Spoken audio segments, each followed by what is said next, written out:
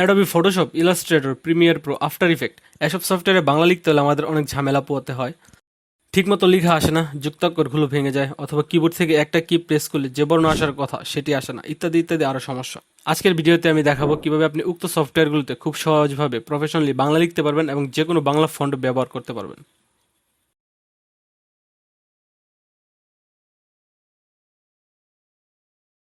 অ্যাডোবির সফটওয়্যারগুলিতে বাংলা লিখতে হলে আমাদের দুটি জিনিসের প্রয়োজন পড়বে। এক নম্বর হচ্ছে একটা কিবোর্ড লাগবে। কিবোর্ডের জন্য আমি আপনাদেরকে সাজেস্ট করব অভ্র কিবোর্ড ব্যবহার করার জন্য। দ্বিতীয়ত হচ্ছে আমাদের বাংলা কিছু ফন্ট লাগবে। বাংলা ফন্টের জন্য আমি একটা ওয়েবসাইট ভিডিও শেষে দেখাই দেবো, যেখান থেকে আপনারা হাজার হাজার ফন্ট, স্টাইলিশ বাংলা ফন্ট ফ্রিতে ডাউনলোড করতে পারবেন। আমরা আমাদের কম্পিউটারে কিছু বাংলা ফন্ট ইনস্টল করেছি এবং বাংলা কিবোর্ড অভ্র ইনস্টল করেছি। সো এখন আমরা ফটোশপে চলে আসবো। ফটোশপে আসার পর এখান থেকে আমরা টেক্সট অপশনটি সিলেক্ট করব।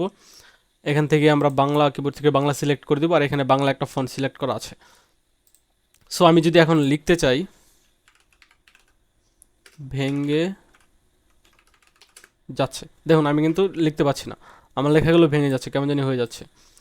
তো এটা ঠিক করার জন্য আমরা চলে যাব এডিট অপশনে। উপরে যে বারটা আছে ওই বার থেকে এডিট অপশনে চলে যাব। এডিট অপশনে আসার পর একদম নিচে দেখতে পারবো প্রিফারেন্স নামে একটা অপশন আছে। এই প্রিফারেন্সে আসার পর এখানে টাইপ, এই টাইপ অপশনে ক্লিক করব। এখানে ক্লিক করার পর ডান পাশে দেখতে পারবো স্টেশন সিলেক্ট করা থাকবে। এখানে আমরা just middle eastern and south Asian এই অপশনটি সিলেক্ট করে ওকে করে দিব। ওকে করে দেওয়ার পর আমাদের সফটওয়্যারটিকে একটা রিস্টার্ট দিতে হবে। সো আমি আমার সফটওয়্যারটিকে রিস্টার্ট দিয়ে নিই।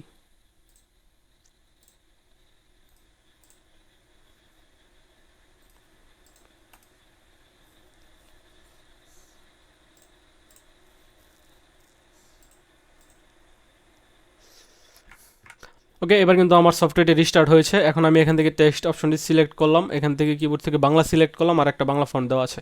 সো আমি যদি এখন লিখতে চাই, দেখি কেমন হয়।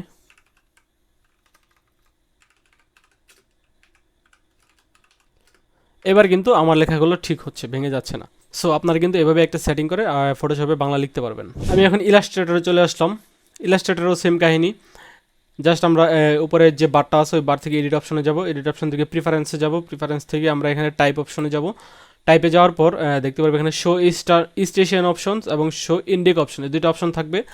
এই দুটো অপশন থেকে আমরা জাস্ট 2 নম্বর অপশন যেটি আছে শো ইন্ডিক অপশনস, আমরা 2 নম্বর অপশনটি সিলেক্ট করে এখানে ওকে ক্লিক করে দেবো। ওকে ক্লিক করে দেওয়ার পর আমরা এখান থেকে টেক্সট অপশনটি সিলেক্ট করব। এখান থেকে একটা বাংলা ফন্ট আমরা সিলেক্ট করে নিব, আমরা যে ইনস্টল করেছিলাম বাংলা ফন্ট। সো আমি এখান থেকে একটা বাংলা ফন্ট সিলেক্ট করে নিলাম, আর হচ্ছে কিবোর্ডে বাংলা সিলেক্ট করা আছে। তো আমি যদি এখন এখানে লিখতে চাই,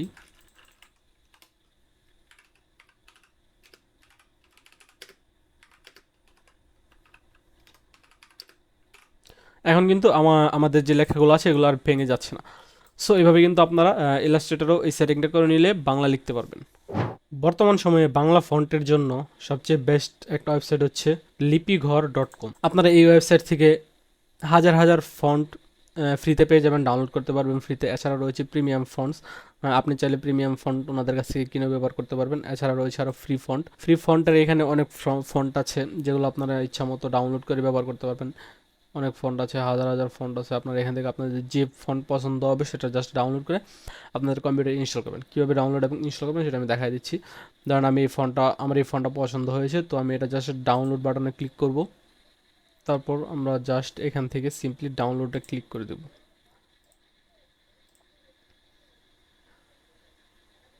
তারপর ফন্টে ডাউনলোড করা হয়ে গেলে জাস্ট আমরা এই যে আমাদের এই ফন্টে ডাউনলোড করা আছে এটা জাস্ট আমরা এক্সট্রাক্ট করে নেব।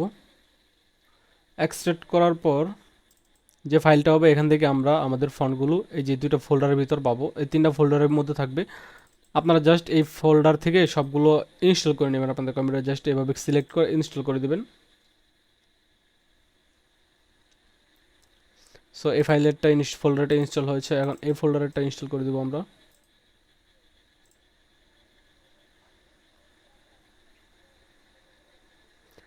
এটা হয়েছে, তারপর 3 নম্বর যে ফোল্ডার আছে ওইটাও ইনস্টল করে দেবো।